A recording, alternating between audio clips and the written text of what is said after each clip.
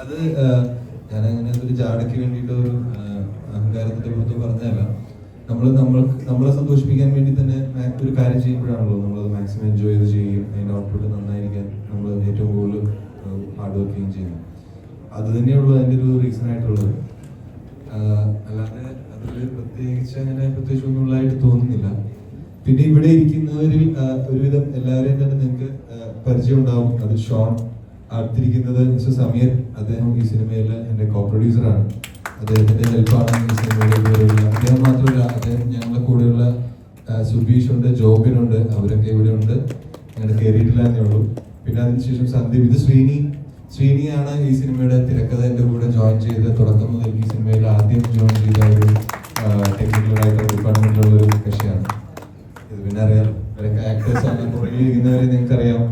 ജോഫിൽ നേരത്തെ പറഞ്ഞ പോലെ തന്നെ ജോഫിലിന്റെ ടീമിന്റെ ഹെൽപ്പുമാണ് ഈ സിനിമ ഇവിടെ ഇത്രയും എത്തി നിൽക്കാനും ഞങ്ങൾക്ക് ഇത്രയും വലിയൊരു സക്സസ് കിട്ടാനും കാരണം എന്നാണ് ഞാൻ വിശ്വസിക്കുന്നത്.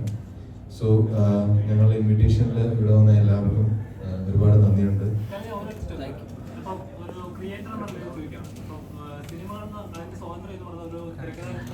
സംവിധായകനുമാണ് തീരുമാനിക്കുന്നത്. എന്റെ സിനിമ എങ്ങനെ വേണം, എന്റെ ഔട്ട് എങ്ങനെ വേണം തീരുമാനിക്കുന്നത് എന്റെ റൈറ്ററും ഡയറക്ടറുമാണ്.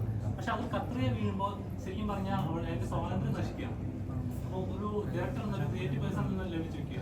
ഈ സെൻസർഷിപ്പ് അല്ലെങ്കിൽ അതിൽ കത്രി വെക്കുന്ന പരിപാടി മോശമാണ്.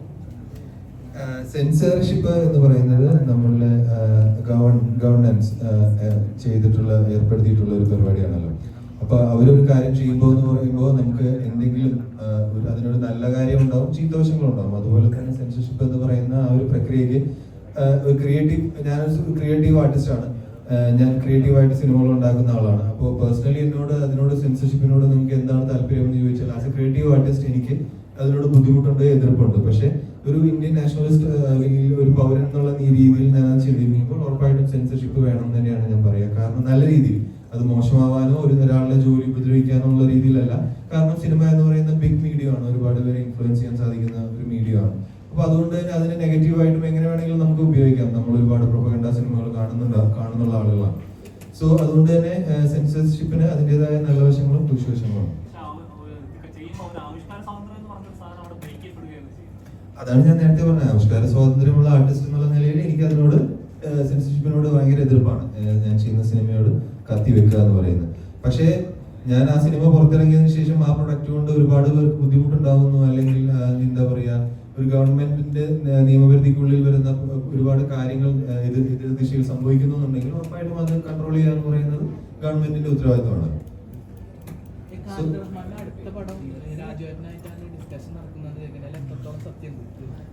ഒരുപാട് ഡിസ്കഷൻസ് നടന്നേ ഉള്ളൂ. അതിലൊന്നും ഇതൊരു തീരുമാനം ഉണ്ടായിട്ടില്ല. ഞാനും വളരെയധികം എക്സൈറ്റഡ് ആയിട്ട് എക്സ്പെക്ട് ചെയ്യുകയാണ് എന്തായിരിക്കും അടുത്ത സിനിമ. ഇനിയെങ്കിലും വേറൊരു സിനിമ ചെയ്യണം, നല്ലൊരു സിനിമ ചെയ്യണം എന്നൊരാഗ്രഹം. So thank you so much.